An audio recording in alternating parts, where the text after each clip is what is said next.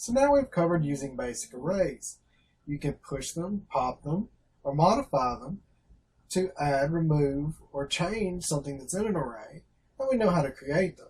But one of the most powerful things about arrays is that they're not only in one dimension.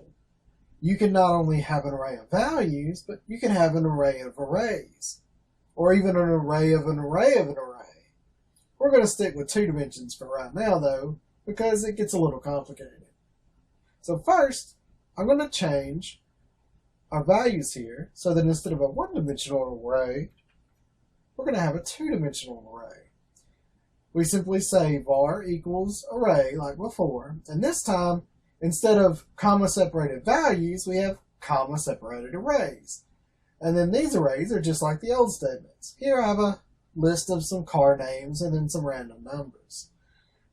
Now, what's going to be interesting here is now that this is an array of arrays, our for each can't process it anymore because now index is going to be another array.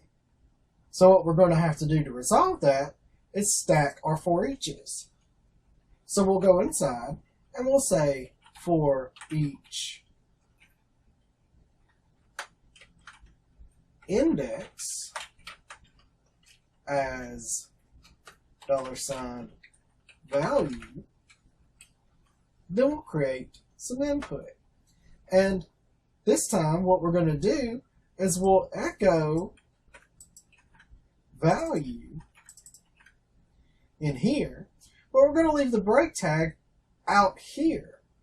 And what this is going to do is make it so that we're going to echo all of the values of the inside of the array, but we're not going to go to a new line until we change arrays.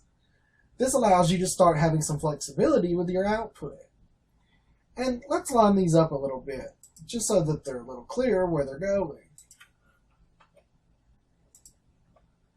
It's always a good policy in your code to keep your opens and closes on the same line so that you know where your values belong in each statement. Because if you have multi-dimensional arrays or anything else, a for each of a for each of a for each can get really confusing. And we'll also put a space at the end of our value so that we can tell them apart. The numbers will be separated a little bit. And we're going to have to comment these out because we don't want these to process. If you put 2 slashes in front of something, then when the file runs, it'll basically ignore these. It's a good way to comment stuff if you want to describe the code that's below, or in this case, make some code not run. Push and pop doesn't work with multi-dimensional arrays, so we're going to comment it out. We're also going to comment out print_r just to make our screen a little clearer. And now here's the result.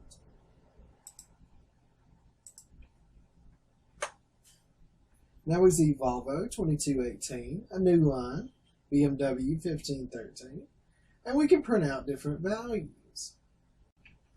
We now have all of this stored in one multi-dimensional array, but we're processing it out so that it's formatted how we want it to. Now, arrays are important for more than just formatting data. In fact, you're going to need them for a lot of our forms. Let's see why. If we come back in here to the form we made, we're going to add a new input. This one's going to be a multi-select. In this case, the select's name is lessons. And notice these brackets right here. This indicates that we're going to pass more than one value back. It's going to pass back an array full of whatever options we select. So we're going to get an array back, and we're only going to get a 1-dimensional array. So we're going to change our for each here to be back to a single-dimensional one. We're going to copy index over value. And then let's go ahead and change our else up here so that it's 1-dimensional too. Copy this. There we go. And now we'll save the post name to lessons.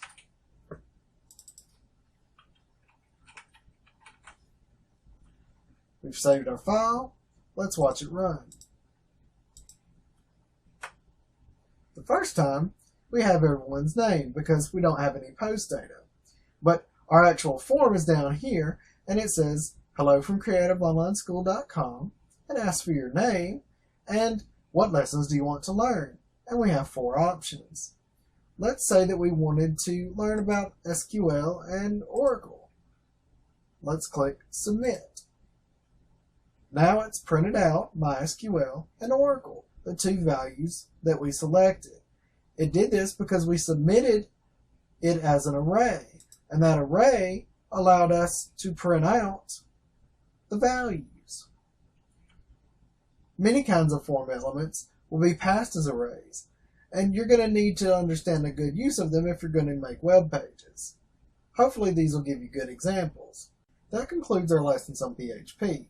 Thank you for watching, and this and other lessons can be found at creativeonlineschool.com.